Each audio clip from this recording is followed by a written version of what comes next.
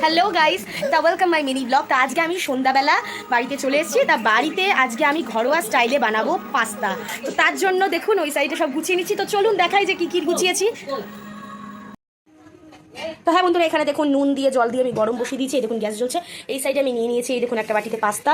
এই সাইডে আছে নুন, এই যে আছে soya sauce, chilli sauce, tomato sauce. যেহেতু আমি ঘরোয়াভাবে বানাচ্ছি তাই এই কটা উপকরণ দিয়ে আমি বানিয়েছি। বাট আপনি যদি রেস্টুরেন্ট স্টাইল করতে চান তাহলে একটু আজিনোমোটো দিয়ে দিতে পারেন। আর এই সাইডে কেটে রেখেছি দেখুন পেঁয়াজ কুচি, লঙ্কা কুচি, রসুন কুচি, অল্প করে আদা কুচি, যেগুলো আর কি পাস্তা বানাতে লাগে। আর বাকিগুলো তো আপনাদেরকে দেখিয়ে দিয়েছি। আর এই সাইডে দেখুন কড়াই গরম করতে বসিয়ে দেখেছি। এই দেখুন ধোয়া উঠছে। এরপর তেল দিয়ে এটাকে বানাবো। তো ঠিক আছে, এখন আর বানানোটা দেখাচ্ছি না, একদম লাস্ট ফিনিশিংয়ে আপনাদেরকে এর লাস্ট লুকটা অবশ্যই দেখাবো যে সেটা কেমন হয়েছে দেখতে, আর খেতে কেমন হয়েছে সেটাও অবশ্যই জানাবো। তো ওয়েট করুন। তো ফাইনালি দেখুন বন্ধুরা, একদম তৈরি হয়ে গেছে ঘরোয়া স্টাইলে পাস্তা। দেখতে পাচ্ছেন কি দারুণ কালার এসছে।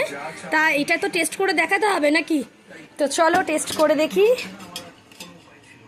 এই যে আমি একটুখানি নিলাম, নিয়ে এবার এটাকে খাবো।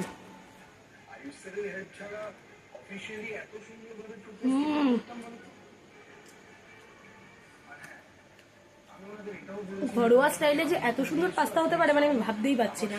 দারুণ হয়েছে। তা চলুন মায়ের থেকে জিজ্ঞেস করি।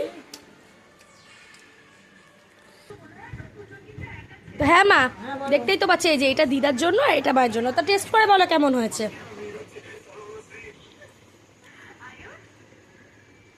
কেমন হয়েছে?